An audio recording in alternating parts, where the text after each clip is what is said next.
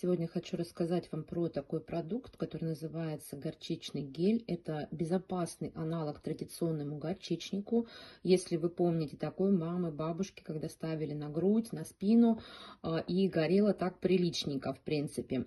Вот это мягкий разогревающий гель для растираний на основе пихтовой живицы, экстракта горчицы и камфоры. Вот здесь это все написано, 97% натуральных ингредиентов. Усилен еще также сибирскими эфирными маслами и экстрактами растений. Он отлично впитывается, и самое главное, что не раздражает кожу, потому что не содержит экстрактов перца.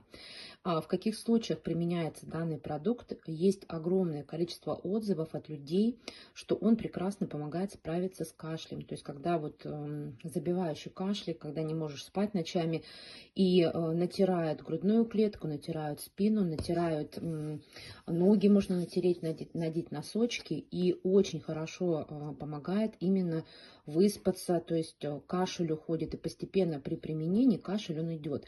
Можно использовать даже детям от 3 лет. Конечно, если у вас температура, не рекомендуется использовать данный гель, но прекрасно помогает, вот я еще раз говорю, справиться с кашлем таким застарелым, кашлем, который уже ничего не помогает, то в принципе его вот это средство можно попробовать.